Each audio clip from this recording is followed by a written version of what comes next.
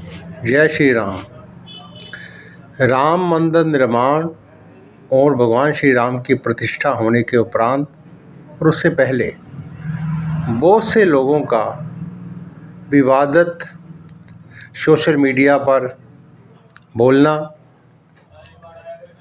अपशब्द बोलना, भगवान श्री राम के बारे में ये कहना कि ये राम भगवान नहीं हैं, ये केवल दशरथ के पुत्र हैं। ये उन लोगों का अज्ञानता भरा परिचय है। उन लोगों को यदि मूर्ख भी कहा जाए तो गुनाह नहीं है, क्योंकि अधूरा ज्ञान जो होता है वो मूर्खता का परिचय देता है। किसी भी बात पर टिप्पणी करने का अधिकार केवल उसे ही होता है जिसको उसके बारे में थोड़ा सा भी ज्ञान हो। जिन लोगों ने कभी रामचरितमानस को उठाकर भी नहीं देखा, वो भी भगवान श्री राम पर टीका टिप्पणी करते हैं। दूसरी बात, बहुत से नेतागण अपनी राजनीतिक बात रखने के लिए, अपने आप को सिद्ध करने के लिए मनु शत्रुपा पर अनाप शनाप बकते रहे हैं। मनुवादी सनातन सारी जो नीति है, जो ग्रंथ है, जो शास्त्र है, जो विधान है, जो सनातन परंपरा है, उसको केवल मनुवाद नीति कह करके, मनुवाद सिद्धांत कह करके अपमानित करते हैं।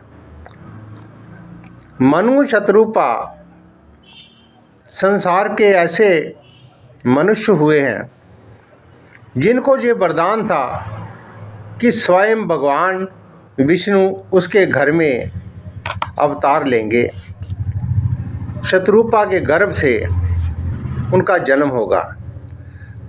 हजारों वर्षों तक मनु शत्रुपा ने राज्य का त्याग करके उन्होंने हजारों वर्षों तक तप किया, तपस्या की।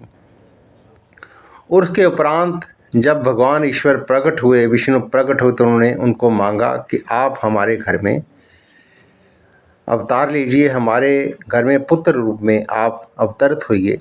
तो उन्होंने बहुत से लालसें दी, बहुत लालच दिया ईश्वर ने भी, आप ये मांग लो, वो मांग लो। उन्होंने कहा भी नहीं, हमें केवल आपको मांगना है, हमें वही चाहिए जो हमारी इच्छा है।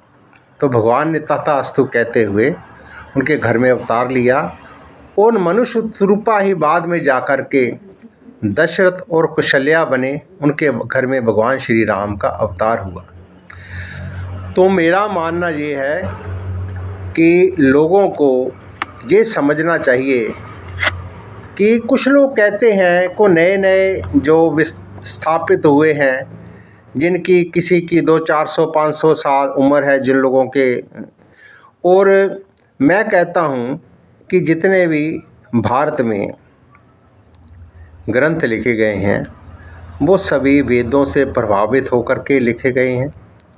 4 वेद, 6 शास्त्र, 18 पुराण, जितने भी सनातन के संबंधित पंथ हैं, उन सभी ने उन ग्रंथों का अध्ययन किया। ग्रंथों का अध्ययन करने के उपरांत सब ने, जितने भी ग्रंथों की रचना हुई है, उनमें कहीं ना कहीं भगवान श्री राम, कृष्ण और सनातन ऋषि परंपरा छलकती है। इससे हम भाग नहीं सकते।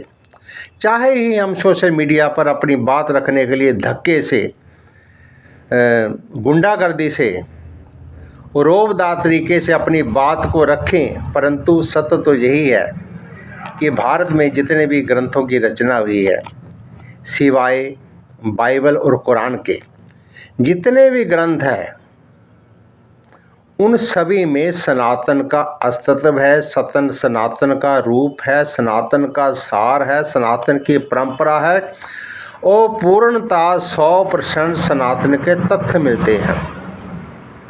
यदि मेरी बात झूठ लगे तो आप 10-20 विद्वानों को बिठाकर इस बात को आप सिद्ध कर सकते हो, इसको प्रमाणित कर सकते हो, इसको परख सकते हो।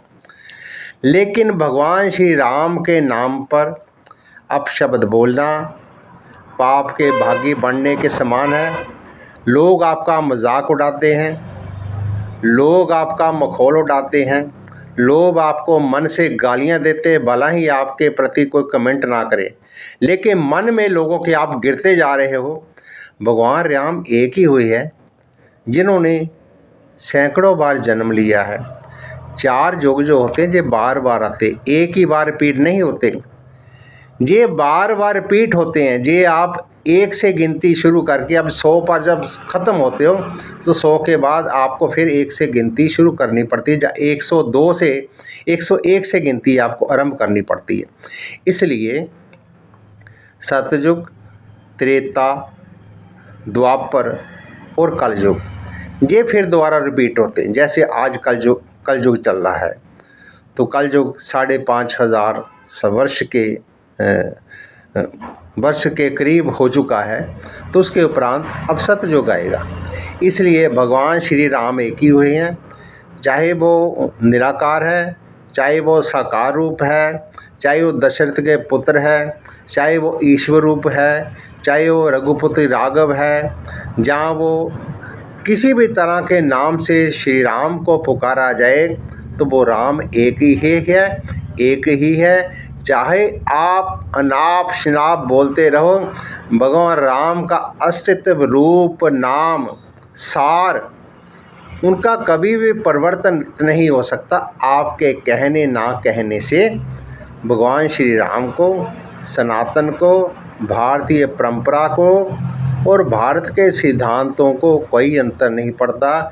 जय श्री राम। ओम शांति शांति ओम।